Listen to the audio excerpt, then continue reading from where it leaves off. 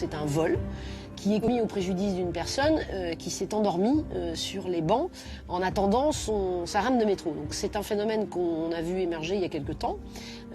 C'est ce qu'on a appelé, avec une très belle expression, les détrousseurs de l'aube. C'est ainsi qu'elle surnomme ces voleurs qui opèrent au petit matin, dès l'ouverture du métro. Leur cible, les travailleurs matinaux pas bien réveillés ou les fêtards alcoolisés qui attendent la première rame. Là, on est dans la technique d'approche. Donc il va s'asseoir. Voilà, il le pousse du genou pour voir si le monsieur dort. Voilà, d'un côté. Hop, je tapote avec la main. Je regarde ce qu'il a dans la poche. Est-ce qu'il a des clés? Est-ce qu'il a un téléphone? Est-ce qu'il a quelque chose qui m'intéresse? Et puis, on a fait la poche droite, on va faire la poche gauche. Caractéristique, une infraction, un vol. Et là, on voit apparaître un usager. C'est très clairement quelqu'un qui a le comportement d'un usager, qui attend sa rame matinalement, qui attend que la première rame arrive en station. Et là, qu'est-ce qui lui passe dans la tête? Je ne sais pas. Vous voyez, il est... Je stoppe vraiment... Il n'a pas l'attitude de quelqu'un qui est... voilà, il n'est pas bien, il est plié en deux. On se demande même s'il ne va pas vomir ou quelque chose comme ça. On se dit, tiens, il est vraiment pas bien, il est malade. Voilà. Et là, l'usager l'a vu.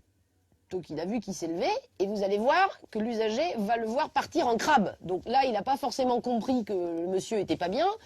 Par contre, quand on va le voir partir en crabe, là, il peut pas ne pas comprendre que le type, il est complètement saoul. Et il le voit se rapprocher. Regardez, il est à 2 cm, il a les mains dans les poches.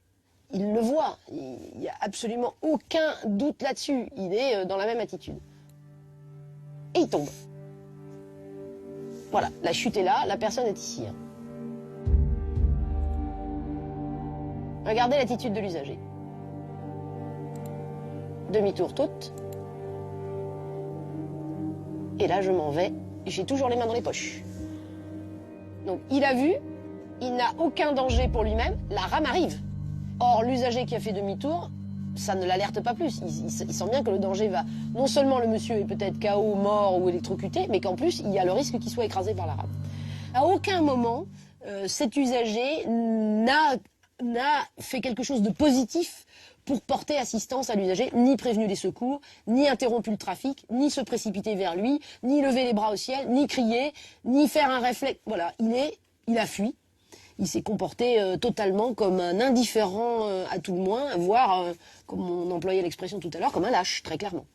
Et le paradoxe dans cette séquence-là, c'est que c'est l'auteur du vol qui, lui, va venir porter assistance. Voilà le voleur. Le voleur, lui, arrive en courant. Et voilà l'usager qui a bien vu que la personne est tombée, qui a toujours les mains dans les poches, qui ne s'est approché de rien, qui ne s'approche pas de l'individu, et qui va même tenter de monter dans la rame, alors que le voleur, lui, se précipite pour lui porter secours. Et il va lui tendre la main, il va l'aider à remonter. Par chance, le jeune homme n'a rien. Il est juste un peu sonné. Grâce à son voleur, il a sans doute échappé au pire. Ça montre bien qu'il y a de l'humain derrière ce réflexe de l'assistance. Et que le voleur, il a réagi pas en voleur, il a réagi en être humain en se disant « Je suis peut-être un voleur, je suis peut-être un salaud parce que je suis un voleur, mais je suis pas un salaud au point de laisser cette personne s'électrocuter et ne pas spontanément. » Et on le voit courir vers l'individu. Donc on sent que l'humain a pris largement le dessus sur le voleur. C'est peut-être la belle leçon philosophique que dans tout voleur, il y a un être humain et que dans tout passif, il y a peut-être un salaud.